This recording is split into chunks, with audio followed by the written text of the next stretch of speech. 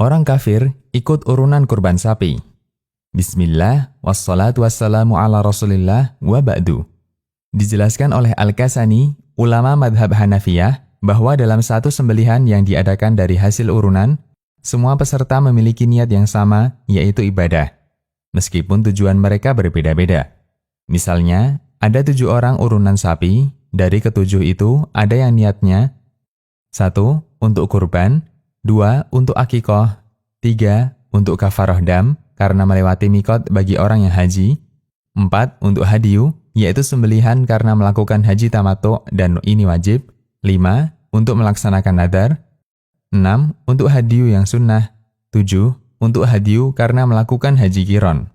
Menyembelih seekor sapi dengan aneka niat seperti di atas, hukumnya sah, karena semua bertujuan untuk ibadah. Berbeda jika ada salah satu anggota yang niatnya bukan untuk ibadah, karena tujuannya hanya untuk mengambil dagingnya. Misalnya, ada yang niatnya mau jual daging atau untuk makan-makan keluarga, dan seterusnya. Jika tujuannya untuk semacam ini, tidak boleh digabungkan dengan mereka yang berniat untuk kurban. Ini jika yang ikut urunan semuanya muslim. Apalagi jika yang ikut urunan adalah orang non-muslim yang jelas tujuannya bukan untuk ibadah kepada Allah. Kita lihat lebih dekat pernyataan Al-Kasani.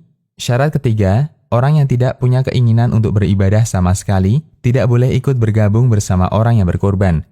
Jika dia ikut, maka kurbannya batal. Karena sisi ibadah untuk kegiatan kurban dan semua jenis ibadah di atas adalah pada tindakan penyembelihan, yaitu menumpahkan darah. Sementara menyembelih seekor unta atau sapi tidak bisa dibagi-bagi, karena ini satu sembelihan. Jika dalam penyembelihan ini ada salah satu atau lebih yang tidak diniatkan untuk ibadah, maka yang lain statusnya bukan ibadah. Selanjutnya, Al-Kasani memberi contoh satu sembelihan untuk banyak niat ibadah seperti kasus di atas. Kemudian Al-Kasani menjelaskan alasannya, sisi ibadah adalah dalam bentuk penyembelihan, yaitu penumpahan darah, dan penyembelihan itu tidak bisa dibagi, karena hanya bisa dilakukan sekali.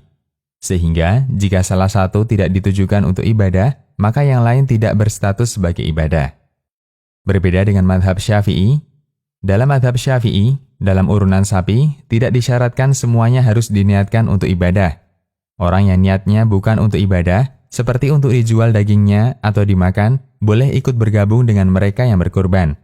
Karena status ibadah, niatnya kembali kepada masing-masing yang ikut urunan, dan bukan niat yang melekat pada hewan. Sehingga, ketika salah satu tidak berniat ibadah, ini tidak mempengaruhi keabsahan lainnya.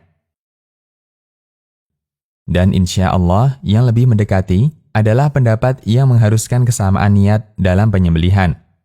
Karena itulah sisi ibadah orang berkurban dan bukan sebatas dagingnya.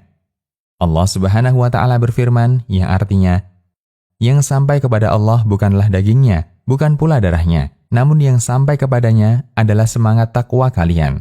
Quran Surat Al-Hajj ayat 37.